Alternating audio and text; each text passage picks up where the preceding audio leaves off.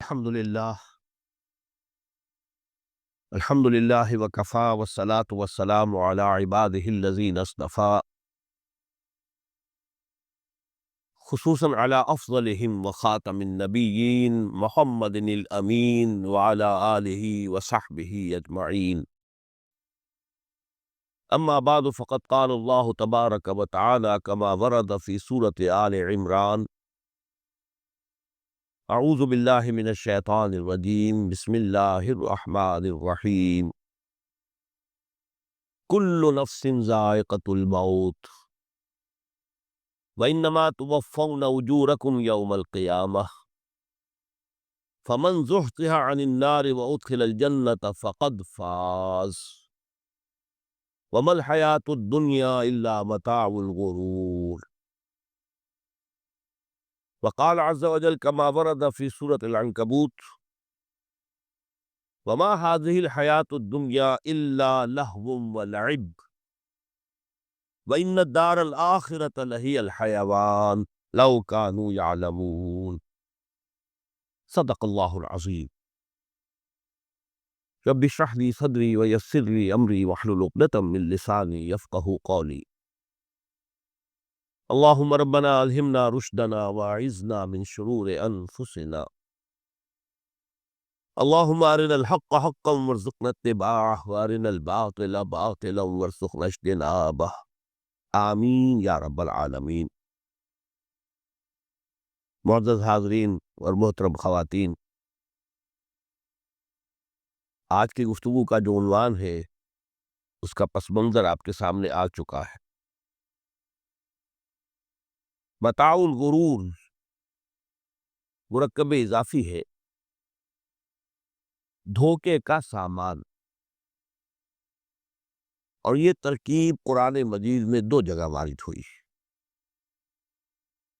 ایک تو سورہ آل عمران کی آیت 185 ہے جو میں نے ابھی تلاوت کی ہے، اور ایک پھر سورہ حدید کی آیت نمبر 20 ہے جس کا تذکرہ میں بعد میں کروں گا۔ دو مقامات پر متاع الغرور، دھوکے کا سامان، اس حیات دنیاوی کو قرار دیا گیا ہے۔ وَمَا الْحَيَاةُ الدُّنْيَا إِلَّا مَتَاعُ الْغُرُورِ۔ یہ دنیا کی زندگی سوائے دھوکے کے سامان کے اور کچھ نہیں۔ میں نے ساتھ ہی دوسری آیت جو تلاوت کی ہے وہ سورہ عنکبوت کی آیت ہے، اس لیے کہ یہ دھوکے کا سامان کس حوالے سے ہے، کس اعتبار سے یہ دنیا کی زندگی دھوکے کا سامان بنتا ہے، وہ اس آیت مبارکہ کے بغیر بات واضح نہیں ہوگی۔ وَمَا هَذِهِ الْحَيَاةُ الدُّنْيَا إِلَّا لَهْوٌ وَلَعِبٌ۔ یہ دنیا کی زندگی تو سوائے کھیل اور تماشے کے اور کچھ نہیں۔ وَإِنَّ الدَّارَ الْآخِرَةَ لَهِيَ الْحَيَوَانُ، اور اصل زندگی تو آخرت کی زندگی ہے۔ لَوْ كَانُوا يَعْلَمُونَ، کاش کہ انہیں معلوم ہوتا۔ چار مقامات پر قرآن مجید میں اس دنیا کی زندگی کو لہو و لعب یا لعب و لہو سے تعبیر کیا گیا۔ دو جگہ متاع الغرور، چار جگہ لہو و لعب۔ لیکن کس اعتبار سے؟ غور طلب بات ہے۔ یہ دنیا کی زندگی اللہ نے ہمیں دی ہے، یہ کائنات اس نے بنائی ہے، اس میں اس نے ہمیں بھیجا ہے۔ ظاہر بات ہے کہ یہ تخلیق جو ہے یہ کسی کھلنے کا کھیل نہیں ہے۔ ربنا ما خلقت ھذا باطلا، یہ کوئی وہم نہیں ہے، یہ حقیقت ہے، یہ واقعہ ہے، اللہ کی خلاقی کا بصر ہے۔ پھر اس میں ہمیں، اس دنیا میں اس نے ہمیں خلافت کا مقام عطا کیا ہے۔ یہ تمام چیزیں اپنی جگہ پر ہیں، جن سے یہ حیات دنیا بھی ایک بہت بڑی حقیقت بن کر سامنے آتی ہے۔ یہ نہ وہم ہے نہ گمان ہے جیسا کہ بعض فلسفیوں کا خیال ہے، حقیقت ہے، واقعہ ہے، ٹھوس ہے، محسوس ہوتی ہے، اس کا دکھ اور کرب بھی محسوس ہوتا ہے، اس کی مسرت اور خوشی بھی محسوس ہوتی ہے۔ اور پھر یہ کہ ایک ایسی شے جس کے لیے اللہ تعالیٰ نے ایک خلیفہ پیدا فرمایا، انی جاعل فی الارض خلیفہ، خلافت کا یہ تاج جو ہے حضرت آدم اور ان کی نسل کے سر پر رکھا۔ تو اس معنی میں یقیناً یہ حقائق ہے، ان کو دھوکے کا سامان کس اعتبار سے کہا؟ اگر تو حقیقت زندگی کا تصور ہمارے سامنے واضح رہے، جس کو علامہ اقبال نے کہا ہے خوبصورتی کے ساتھ، تو اسے پیمانہ امروز و فردا سے نہ ناپ، جاویداں پہم دواں ہر دم جواں ہے زندگی۔ یہ جو اللہ کی خلاقی کا نقطۂ عروج ہے انسان، کلائمیکس آف ہز کریشن، قرآن مجید میں کہا گیا خلقتہ بیدیا، میں نے اسے اپنے دونوں ہاتھوں سے بنایا۔ وَلَقَدْ كَرَّمْنَا بَنِي آدَمَ وَحَمَلْنَاهُمْ فِي الْبَرِّ وَالْبَحْرِ وَرَزَقْنَاهُمْ مِنَ الطَّيِّبَاتِ وَفَضَّلْنَاهُمْ عَلَى كَثِيرٍ مِّمَّنْ خَلَقْنَا تَفْضِيلًا۔ یہ اس کی شان ہے جس کے بارے میں دو جگہ فرمایا فَإِذَا سَوَّيْتُهُ وَنَفَخْتُ فِيهِ مِن رُوحِي، یہ روحی مرکب اضافی خاص اللہ اپنی ذات کی طرف اس روح کو منسوب کر رہا ہے جو حضرت آدم میں پھونکی گئی، روحی، جب میں اس میں اپنی روح میں سے پھونک دوں فَقَعُوا لَهُ سَاجِدِينَ، تو گر پڑنا اس کے سامنے سجدے میں۔ اور آپ کو معلوم ہے قرآن مجید میں کس شد و بط سے اور کس تکرار کے ساتھ یہ بات واضح کی گئی کہ تمام ملائکہ سجدے میں گر گئے، نو ایکسیپشن۔ فَسَجَدَ الْمَلَائِكَةُ كُلُّهُمْ أَجْمَعُونَ، تین الفاظ جو ہے تاکید کے لیے، سجدہ کیا الملائکہ، حسر ہے، الف لام، لام حسر ہے، تمام فرشتوں نے سجدہ کیا۔ پھر کہیں تمہیں مغالطہ نہ رہ جائے کہ شاید جبرائیل نہ ہو اور بڑے نہ اسرافیل، نہیں نہیں، کلہم، سب کے سب۔ پھر مزید کہیں تمہیں شبہ نہ رہ جائے اجمعون، سب نے سجدہ۔ وہ انسان جو ہے اس کی زندگی یہ 30 35 40 50 60 70 80 برس نہیں ہے، اس کی زندگی بہت طویل ہے، بہت طویل۔ میں آج اس حیات انسانی کے دو پہلو تو وہ ہے جو اکثر لوگوں کے علم میں ہے، حیات دنیاوی یعنی دنیا میں پیدائش سے لے کر موت تک، یہ ایک وقفہ ہے۔ پھر یہ کہ اس کے بعد حیات اخروی ہے جس کا آغاز ہو جائے گا عالم برزخ سے، پھر بعث بعد الموت ہے، پھر حیات اخروی، یہ سب جانتے ہیں۔ لیکن یہ کہ اس دنیا میں آنے سے پہلے بھی ہم ایک زندگی گزار آئے ہیں، اور بدقسمتی سے اس کا تصور بہت کم لوگوں کو حاصل ہے، اور عہد حاضر کے جو ریشنلسٹ قسم کے عقلیت زدہ میں کہتا ہوں انہیں، یا عقلیت گزیدہ، عقلیت سے ڈسے ہوئے لوگ، وہ ان چیزوں سے ابا کرتے، دور بھاگتے۔ ہماری پہلی تخلیق ہوئی تھی عالم ارواح میں، الارواح جنود مجندہ، لشکروں کے لشکر تھے۔ آدم سے لے کر آخری انسان جو دنیا میں پیدا ہوگا قیامت تک، سب کی ارواح عالم ارواح میں پیدا کر دی گئی۔ وہاں عہد لیا گیا الست بربکم قالوا بلا، کیا میں تمہارا رب نہیں ہوں، مالک نہیں ہوں؟ ہم سب نے عہد کیا تھا، کیوں نہیں؟ شہید نہ، ہم گواہ، یہ عہد الست۔ اور ظاہر بات ہے کہ عہد جو ہوتا ہے جب تک انسان کو اپنی ذات کا شعور نہ ہو، خود شعوری نہ ہو، آپ دنیا میں معاہدہ کرتے ہیں تو کہتے ہیں کہ بقائمی ہوش و حواس میں یہ عہد کر رہا ہوں، معاہدہ کر رہا ہوں، تو ظاہر بات ہے کہ اس وقت ہم تھے اور ہوش و حواس کے ساتھ تھے، خود شعوری کے ساتھ تھے، لیکن صرف ارواح تھی، جسم نہیں تھے۔ اور یہی ہے وہ مقام جس کے بارے میں حضور نے سے جب پوچھا گیا کہ متى وجبت لک النبوۃ یا رسول اللہ، اللہ کے رسول آپ کو نبوت کب ملی؟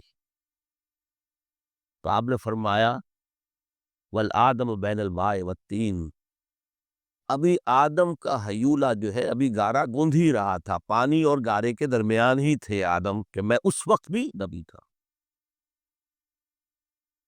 عالم خلق کا ابھی آغاز نہیں ہوا، ابھی عالم ارواح میں بھی جو تمام ارواح ہے وہ اپنی امتیازی شان کے ساتھ ہے۔ روح محمدی صلی اللہ علیہ وسلم، جس سے اگر نور محمدی کہیں تو غلط نہیں ہے، اس لیے کہ ارواح کا جو مادہ تخلیق ہے وہ نور ہے، جیسے فرشتوں کا مادہ تخلیق نور ہے۔ مسلم شریف میں حضرت عائشہ صدیقہ رضی اللہ تعالیٰ عنہ سے روایت موجود ہے، اللہ نے فرشتوں کو نور سے پیدا کی۔ روح، فرشتے روح ہے، ارواح ہے، روح القدس، روح الامین، اور ارواح انسانیہ بھی روح ہے، یہ سب ان کا مادہ تخلیق نور ہے۔ اس وقت ہم پیدا کیے گئے، صرف ارواح کی شکل میں ہم سے عہد لیا گیا اور پھر سلا دیا گیا۔ یہ پہلی موت تھی جو ہم پر وارد ہوئی ہے اس دنیا میں آنے سے پہلے،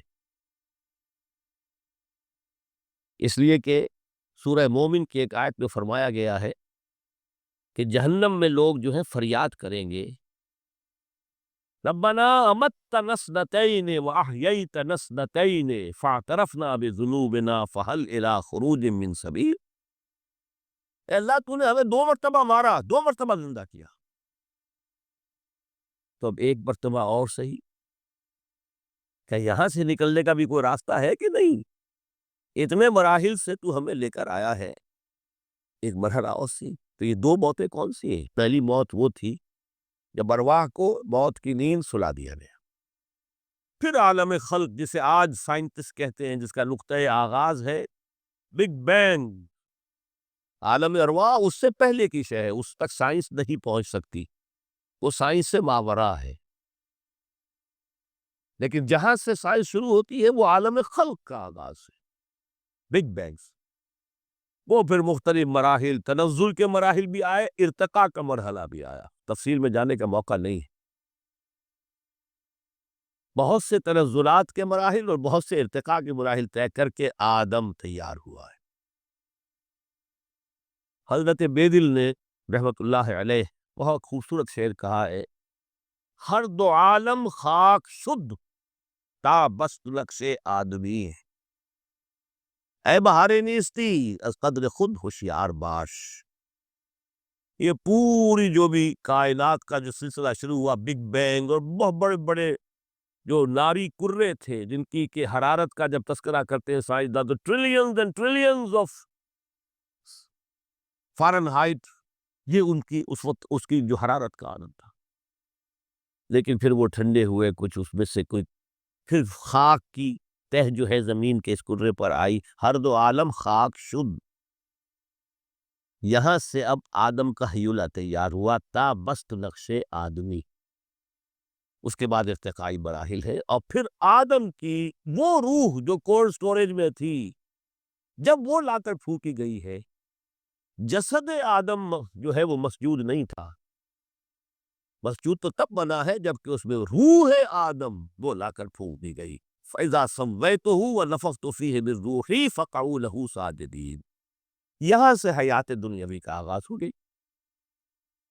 پھر وہ سلسلہ تناسل ہے، آدم اور حوا کی نسل میں سے ہر بچہ 4 ماہ کے بعد جب اس کا ایک حیولہ رحم مادر میں تیار ہو جاتا ہے، حدیث ہے متفق علیہ عبداللہ ابن مسعود سے رضی اللہ تعالی عنہ، اور جس کے اندر آغاز میں وہ کہتے ہیں کہ حضور نے ہمیں یہ بتایا، وَهُوَ الصادق المصدوق، دیکھنا تم کہیں شک میں نہ پڑ جانا، محمد کون ہے؟ الصادق المصدوق، جو سچے ہیں، جن کی سچائی کی اللہ گواہی دیتا ہے، کہ رحم مادر میں 40 دن تم نطفے کی شکل میں ہوتے ہو، پھر 40 دن علقہ کی شکل میں ہوتے ہو، پھر 40 دن تو مضغہ کی شکل میں ہوتے ہو، پھر اللہ تعالیٰ فرشتے کو بھیجتا ہے جو اس میں روح پھونکتا ہے۔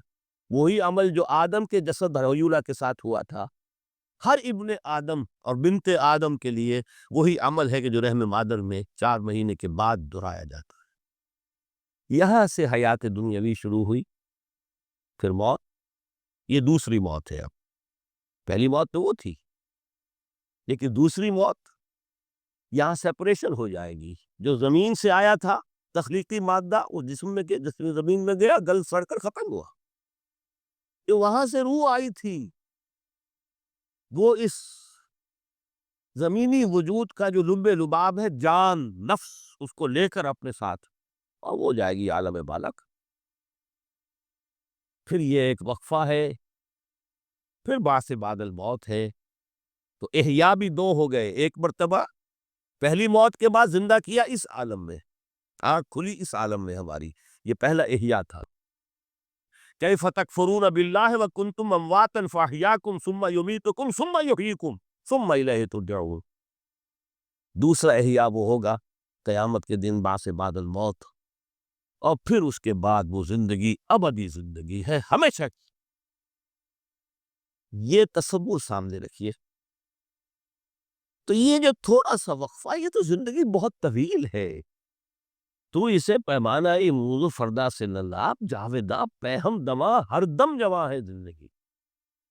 اس میں یہ وقفہ جو ہے، خلق الموت والحیات لیبلوکم ایکم احسن عملا، یہ اس جسد کے ساتھ اس روح کا اتصال، اور یہ 30 40 50 60 70 80 100 برس کی عمر، یہ ایک وقفہ ہے.